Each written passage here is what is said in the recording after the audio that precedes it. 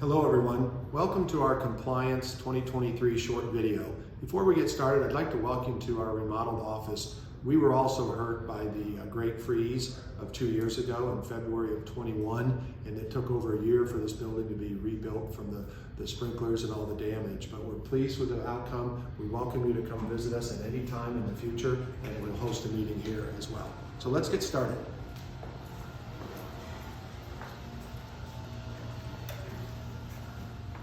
Hello guys. Hello. You are now on camera. Well, good afternoon. My name is Andy Ryan with Ryan Benefits. We've invited Niels Christiansen with Ultimately Yates to come in and provide us updates around our compliance checklist. We've worked with Niels' company over the last 3 years around wrap documents and filing of the 5500. So we'd like our expert to validate and update our compliance checklist today. So Niels, welcome. Thank you so much. I appreciate it. Thank you so much for having me today. So if you'll just click on the bottom of the invite and see the compliance checklist, we have updated this. There'll be a few adjustments as we go through the next 30 days, but our goal is as we do our next review with you, whether it's in the next 30 days or certainly within 60 days, we want to set aside at least 30 plus minutes with your team to go through the compliance checklist. And I like to give each one of these laws a green, yellow, red indication. Green means when we talk about it, we all are like, wow, we're on top of this. We have everything comfortable. There is no real gray area. We're ready. And then on another law or update, we might look at it and say, wow, we really are behind the 8 ball here. We got to take some action. So we identify that as, we really have some work to do. And then if we're feeling okay but need to do a little follow-up, I would call that the yellow light, and we'll proceed. So if you look at page 1, if you open that up with us, the Consolidated Appropriations Act is really the latest thing that's the biggest news in the legal compliance world for employee benefits. And as we all know, that was really signed into law December 27th of 20, one of the last signature documents that President Trump had on his tenure in his 4-year term. And that was a $2.3 trillion act. And then we saw CARES Act come out, Families First Act. We had the free COBRA and telehealth under the CARES Act. That was $2.2 trillion. And so we just saw a host of things that really evolved from this pandemic that affected our country and the entire world. So we're going to talk mostly about the Consolidated Appropriations Act. But as you move into and go back in history a little further than the most recent history, at the bottom, the biggest legislation that President Obama signed was in March of 2010, the Patient Protection and Affordable Care Act. It's been abbreviated, we all call it ACA, or the Affordable Care Act. And that was a significant, biggest domestic legislation signed by President Obama in his 8 years of tenure. And there was a number of things we're still doing, from the reporting of the IRS forms, hours tracking, model notices, and as you go on to other summary benefit and coverage evolved from that law, the SBCs that we have to do every year. Your reinsurance fees are finished, but your PCORI fees continue. They were extended till 2029, and that gets paid the end of July. So that's just a reminder. Fully insured plans, it's paid for by the fully insured carrier. Then we'll go back in a little more history. COBRA, the Consolidated Omnibus Budget Reconciliation Act, that's 1985. And that's where employees leaving have the right to continue coverage or continuation for beneficiaries in the event of termination or death. The FMLA, 1993, the Medicare Modernization Act. Some others you'll see on page 3. The biggest one there is the HIPAA laws. And we all live every day in the HIPAA world with protecting privacy and healthcare information. The original big umbrella of our whole business is ERISA. That was 1974. And we think of the 5500 and the Schedule A, but ERISA has the biggest jurisdiction that we still deal with. Even the attorneys that work in our benefit business are called ERISA attorneys. So we know that was significant. The wrap document is actually an ERISA document itself. The summary plan descriptions, we mentioned the SBC summary annual reports, POP, premium only, and Section 125 plans. We didn't mention the mental health parity, which we're going to actually get into in a little moment here, and that's been amended under the Affordable Care Act and now the Consolidated Appropriations Act. So we'll address that. So with that, our goal is when we meet individually with your company, we want to just have that dialogue with you, go through that, and just be sure we're all doing our job and that we're making sure, because we have 3 federal agencies. There's 15 departments in the executive branch of our government. And we know most of them: the Department of Defense, Department of Agriculture, the Department of Energy, Interior, DOJ, Department of Veterans Affairs. But the 3 that affect our world and the employee benefit world, and you in HR, is the Department of Labor. Obviously, it's there anytime there's an employer-employee relationship. The Department of Labor wants to protect the rights of the employees. The Department of Treasury, you get to deduct medical and some of your expenses, and once you do, the government says, hey, we've given you a tax break. There are rules associated with that tax benefit, and we deal with the Department of Treasury and the IRS. And finally, Department of Health and Human Services. So of the 15 departments, the 3 that affect our world, and like the CAA we're going to talk about in a moment, all 3, DOL, Treasury, and Department of Health and Human Services, co-mingle, collaborate to make the Consolidated Appropriations Act work. So it creates added complexity inherent in that. So with that, Niels, thank you for joining us in our 3+ year partnership. You've helped us with a number of 5,500 and wrap documents. And would you just introduce yourself, and then we'll tell us a little bit about what you do, and then specifically we'll address the issues about mental health and the testing that now has come about. Sure. Well, thank you so much for having me again. My name is Niels Christiansen. I'm the president and owner of ABY Benefits, and we are your compliance partner for the alphabet soup of the tax code. So we handle things like FSAs, HRAs, COBRA, ERISA, the 5500s we've talked about, and basically every other acronym that the IRS has, we could probably help you with as it relates to the compliance aspect of things. But today, specifically, as we talked about, we wanted to hit on the high points of what is the new and upcoming compliance item that we wanted to talk about, which is the mental health reporting, or the NQTL, QTL reporting requirements. Those requirements, they initially came under an act from 2008, the Mental Health Parity Act, and then under the CAA, the Consolidations Appropriations Act that we've been talking about, that act gave the enforcement teeth to the mental health parity.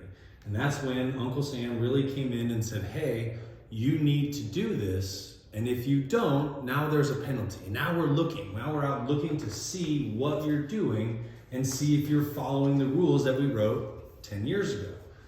The mental health parity rules, again, it came out of the Consolidations Appropriations Act.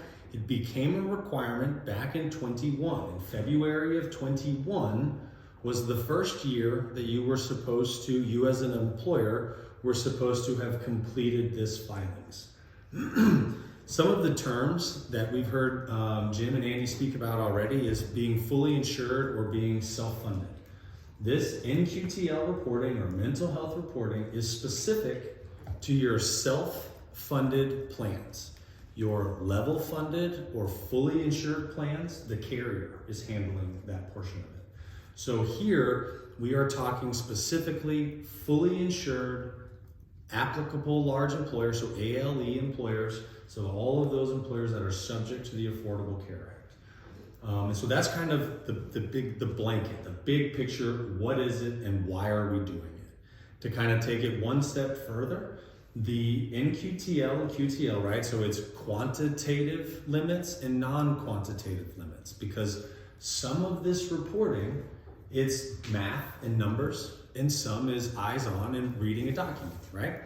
This testing, again, we call it mental health parity. It is looking to ensure that the plan is offering mental health benefits in the same fashion as your medical and surgical. At its most basic, at its most easy and simple example is, are your copays the same? Do you charge the same $25 copay to see Dr. Bob, the head doctor, to see Dr. Susan, the head doctor, right? Is that the same?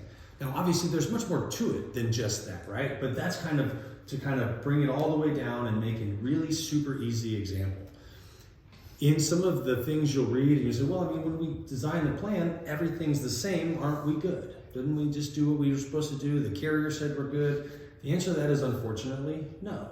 Part of the code actually says, show your work. We want to see what you've done and why you think you're in parity, right? Just because your SBC in your plan document says we're good to go, it doesn't make it so. It's unfortunate that it doesn't make it so, but it isn't, right? The way that Uncle Sam works, sometimes he wants to see your proof. And that is where the show your work aspect comes into play. When they released these rules, the HHS and the Department of Labor, they released a 36-point do-it-yourself checklist. So in that checklist, theoretically, as you know, the IRS and everybody else, as soon as you are in business as an employer, it is assumed that you know and can do everything. That's the assumption, right? So they gave you the checklist of how to do it. It's 36 pages, single-spaced, single print, very long and detailed. So yes, you can do it yourself, similar to some of the other things we've done, but Like a wrap document or your own filing. exactly correct. It's just not a good idea, because while there is a thing as good faith, it's pretty kind of shaky. And the penalty for non-compliance under the reporting is $100 a day per affected individual, right? And there's a difference between per affected individual and per employee. So when we say per affected individual, I mean all of those covered by the plan. So We call them belly buttons in some of our monthly or quarterly reviews. So Yep, very good. So that's a punitive number. That is correct. And the COVID has brought out greater and greater challenges of mental health because of the isolation and the disease, the pandemic. So it just seems that the likelihood with the increasing agents and the teeth that now they're going to go after, and if audited, these penalties are something you want to be sure you have. In this document, you don't file, right? That's correct. Unlike the 5500, That's you correct. just have to show your work. That's and have correct. it. So the question is, are you capable of doing that internally? And you had said that your firm can do this up to 3 plans. So if you had a high deductible health plan and then one copay type plan, that would be considered 2 plans at a cost of about $4,099. That is correct. And then from year to year, if they don't have any changes, material modifications or SPD changes, the redo could be every 5 years. The question is, should you do it in between? And that could be reviewed at a later time to see. That is correct. Depending on the situation. That is correct. Based on some conversations that you and I have had, I agree with that. If you're not making any changes to your plan, if it's still plan 1, 2, 3, and the only thing that changed from this year to last year was your premiums changed, but you passed the testing last year, can one argue that your plan will pass again this year? My opinion is yes. The language suggests that you should keep it up to speed, because part of the testing is looking at utilization of the plan. And that's where one can get tripped up on the idea of, do I need to do it every year or only when I make a change, and those types of things. So I believe, and it's an opinion, I believe the technically correct answer is you need to do it every year, but I think that you could probably do it every couple of years and be okay. 5, I think that that's a fair number. I think that one should always remember, look at the dollars versus the potential penalty. And that's where I get kind of tripped up. I'm a compliance guy, I'm a square box kind of guy, because I look at numbers and I look at multipliers, and numbers can get big fast. Yes, the stuff is not cheap. It's not, it's another line item on the budget where we have to account for it. That number of 5,000 is considerably less than most penalties that will come down the pipe if it happens. As with most of our stuff, and as we've also been talking, it's a lot of ifs. If somebody knocks on your door, if somebody says, what are you doing? Have you done it? If you didn't do it, it's not like somebody's going to show up on your door and give you a penalty. They have to catch you, right? And that's the other part of it. And it's the level of enforcement since 2021 has increased, and we also have to remember with the potential addition of all those IRS agents, that audit level we believe is going to go up even more. But it's, you have to get caught, and there are a lot of employers out there. There's a lot going on.